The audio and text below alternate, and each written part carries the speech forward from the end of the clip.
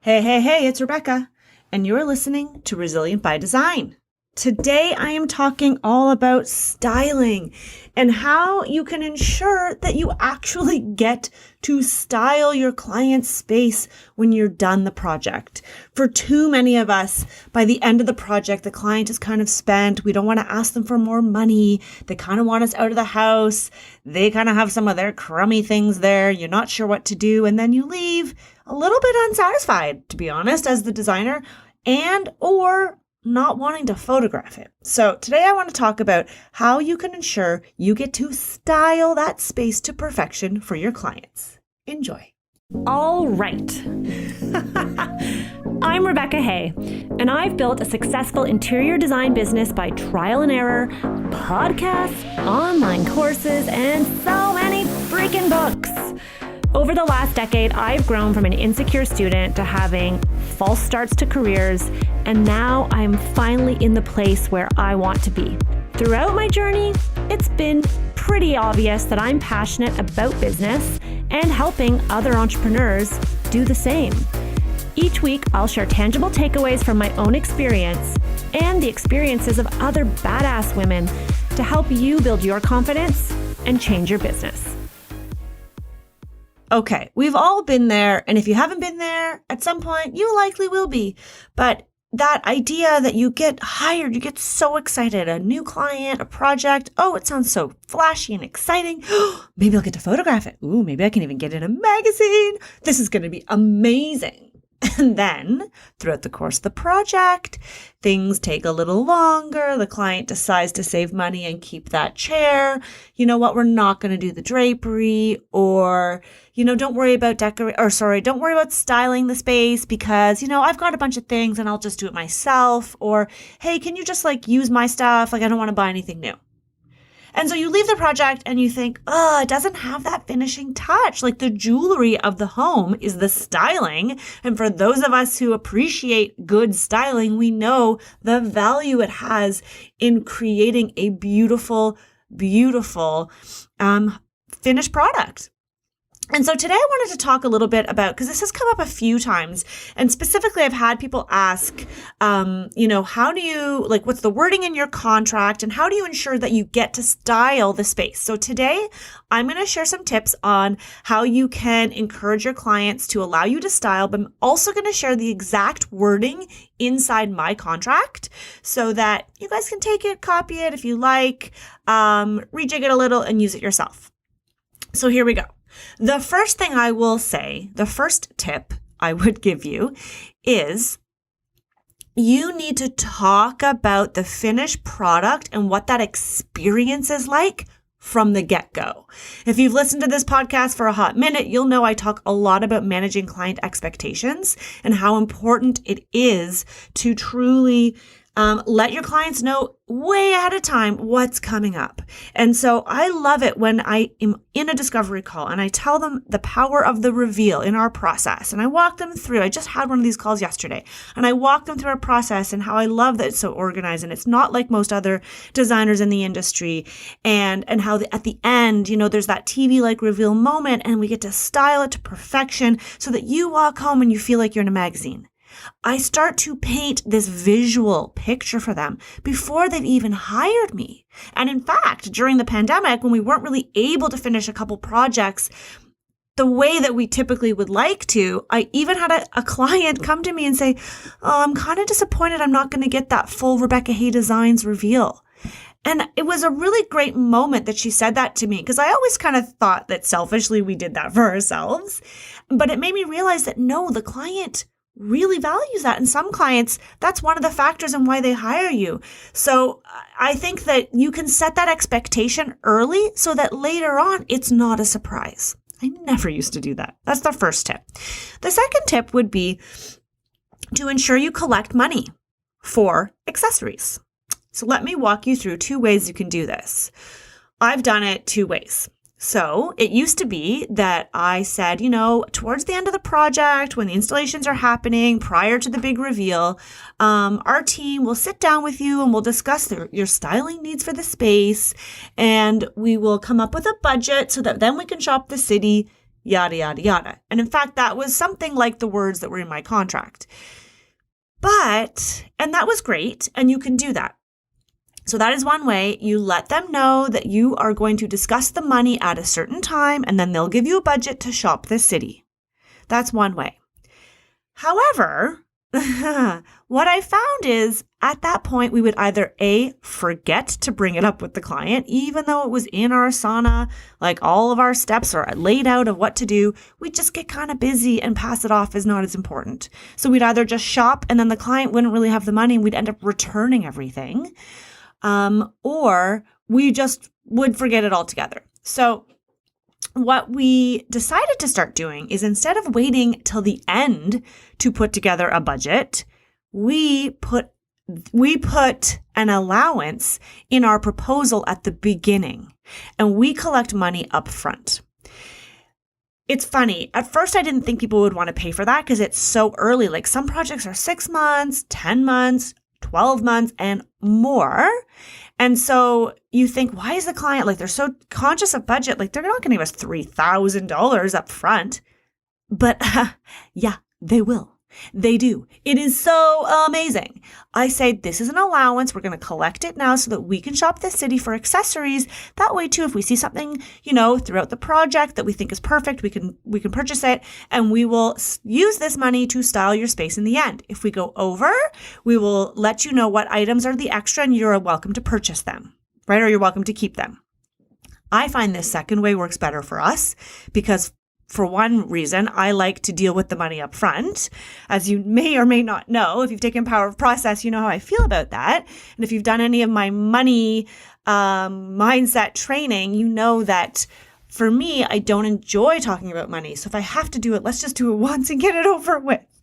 So I like it for that reason. But also when you get really busy towards the end, you don't have to worry and go back to the client. You internally look at, you say, okay, what was our allowance again? And I can tell you many times I haven't taken enough money. Like I'll put $1,000, $1,500. And of course the accessories are like $3,500. Depending on the size of the house, they could be like $5,000 or more. And you think, oh shoot, we didn't collect enough money. But if you keep tracking what things cost, and hopefully with every project, you get better and better and you collect a more accurate representation of what you will need to purchase. Some clients have great accessories and you can just use theirs. Other clients have nothing. So you really need to determine based on the project, but I find collecting that money up front is super duper helpful. So that's tip 2, figuring out, how you're going to collect the money, but making that decision up front and letting your clients know. So first you want to paint the picture, right? You want to visualize and paint that visual picture for your client so that they get excited. And then you want to make sure you have the money for it, right? Budget for it. And then the third point or tip, actually, before I dive into the third one, I want to add to that. When you're first starting out, it's easy for someone to tell you, collect $1,000 up front for accessories. I know that when I was starting out, that was a lot of money. And so I did not have the type of clients who would give me money as an allowance or even want to spend money with me towards the end. So neither of those two options worked. I know some of you listening are in that position. So here's what I will say to you as a third option that you can do when it comes to pricing that I also have done, and it does work. Towards the end, when you're gearing up for your big reveal, hopefully you're doing a big reveal. If you don't know what I'm talking about, just take Power of Process already. Just do it. Just do it, and I'll guide you through the whole thing. But essentially, when your project is wrapping up and all the furniture's been delivered and the millwork is done and the renovation is complete, and you want those added styling and accessories, what we have done before is we book a photo shoot. Typically, I like to book the photo shoot because it feels like this option is a lot of work. So if I can at least get photos out of it, it feels like it's worth the extra time spent shopping the city and returning. But basically, this is what we used to do when I worked in HGTV. So we would have a reveal day and a photo shoot. But you would schedule the photo shoot for your client's home on a day. Spend a couple days prior to that shoot, not much earlier, because you want to ensure that you have generous return policies. So just based on, you got to make a decision based on the stores where you shop. But I would shop the city, make a list, make a shot list, right? Get your shot list for your photo shoot. Make a list of all the accessories that you think would work, that you know will really elevate it and take it to that next level.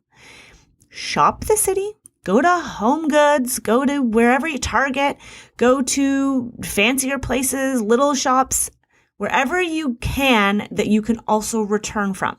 So I will say the one caveat to this for someone like me who loves vintage items, that's a little harder because antique stores, markets, consignment shops do not typically allow returns. So unfortunately, in those situations, I would avoid that. Or if I had my own stock of items that I would use, great. You can also, some places will rent vintage items if you want to go that direction or that route. But I would bring everything in all the bags, set it all up, have a staging area where all the bags are, unpack. Yes, this is very time consuming, but it's what you got to do sometimes when you're just starting out.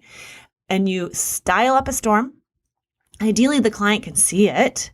You can let the client know that they're welcome to purchase anything. I highly recommend just leaving the tags on if you're at this stage.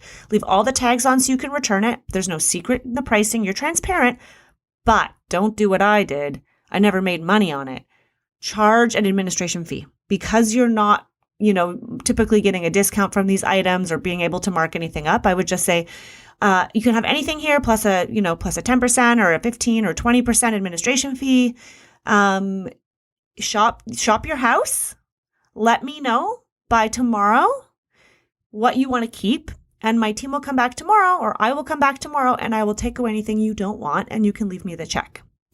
And so what this did is it gave your clients an opportunity to see everything in the space so they can really see your full design vision, right? Without any commitment to money.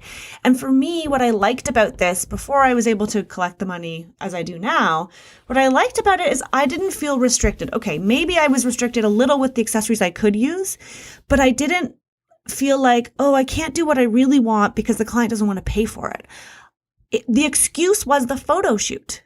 It's like, we're doing a photo shoot and, I want to style everything just like a magazine styling. You know what I'm talking about. So we're going to bring in accessories. You're welcome to purchase any of them. We'll take anything away that you don't want. So then the client sees the true design vision.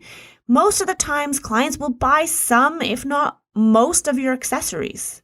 And if they don't, and I've had that happen, and they want to buy like a bowl, that's fine. Take them all back. And at least you have the photos, even if they're little detail shots you do on your iPhone. So there you have it. Those are some ways that you can collect the money. So now I want to move on to the third tip. And actually, I'm super curious if anyone is doing this already. You can let me know in the designer meetup group. Just post a little comment in there and let's see what everyone's doing when it comes to styling and how they manage that with our clients. And then the last tip, the third tip, is the contract. I firmly believe that your contract is like the backbone of your business. For many years, I did not have a contract. I had a one-page agreement. So initially I had nothing. It was like a verbal or maybe an email, like nothing. A verbal agreement like, oh, I'm $125 an hour. Okay, great. We'll just get started. And then I realized I needed something. So a friend of mine had like a one-page agreement. And so I copied what she had, which was really helpful for the time. It was basically like, we agree to hire Rebecca Designs at this hourly rate for this project, sign here. And that was it. And we'll bill you every month. Like I didn't even collect a retainer. So if you don't have any contract, I highly recommend you get something because getting a client to sign something is really important. And it's not really so much for the legal purposes as it is just for the mental commitment that they're making. So having a contract, though, that's more than the one-page agreement is very helpful because this is where you can reiterate what your process is and actually get them to sign off on it. So our contract is very detailed. It walks through all the steps in our 3 phases. And towards the end of it, it talks about styling. And for a while I thought, oh, do I even really need this page? Like, I mean, it seems kind of silly to put in a contract, but yes, because when I walk my clients through and they see it and then they sign, then later on, I don't feel nervous to go back and talk about spending more money on styling. It just doesn't happen anymore. And so I think it gives you a little bit of confidence, to be honest. So there is a section of my contract that is called styling and accessorizing. And so I'm going to just walk you through what I say, and I will let you take your own thoughts or notes from this. But essentially it says styling and accessorizing allows us to provide our clients with a fully finished room or home to enjoy for years to come. Our Phase 3 implementation fee includes a complete reveal, including styling with accessories. Cost of accessories not included, whether they are the client's own or purchased by RHD. This is part of our full service offering, and Rebecca Hay Designs typically includes an allowance in your initial proposal for styling and accessorizing. Now that part you may change depending on how you want to organize your own process. Then it goes on to say, here's how the process works. 1, a few weeks before your reveal, our design team shops the city to source accessories based on the budgeted allowance in the client's proposal. So if you don't do it that way and collect the money up front, you might say a few weeks before your reveal, our design team shops the city to source accessories based on What you would probably say is a few weeks before the reveal, Rebecca will sit down with you to discuss your budget for styling. That's what I used to have, right? And then they shop the city based on the agreed upon budget. Or you could say we will shop the city and any items that are placed in your home, you are welcome to purchase with a 20% administration fee. Whatever your process is, put it in writing. And I just then say that accessories are delivered to the job site prior to reveal day, styled by the design team strategically to allow the client the opportunity to enjoy a fully furnished and completed interior. Just kind of a little fluffy, nice thing to remind them why we do what we do. So there you have it. That is the basic and simple wording that is inside my contract when it comes to styling and accessorizing. I highly recommend you add this if you don't already have this section in your contract, because it will help give you and your team the confidence to then go back to the client and say, oh, remember in the contract it says that we're going to sit down? Like, let's sit down. Or, no, don't worry, the accessories are already included. And what we've actually found more often lately is clients forget they've given you an allowance for accessories. We did this great project and we styled up a storm and we had a budget. I don't remember what it was, but we stuck within the budget and we styled this home, and the client sent us an email and she's like, oh my gosh, I love everything. Because the client was away at the time, so we just styled it. We didn't say anything to her. She came home. She was like, oh my God, I love everything. Oh, like, can you let me know the prices of everything? Like, I want to make sure I buy it. And to which we responded, it's yours. This is included. You already prepaid for all of this. And the client was thrilled because she'd completely forgotten that she'd given us the money. So it might be #goals to get to that place.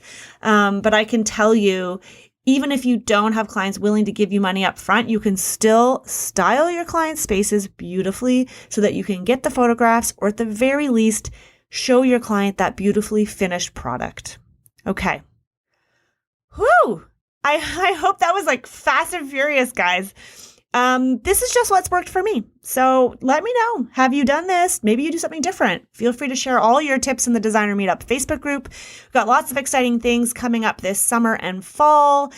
So stay tuned, and I will see you soon.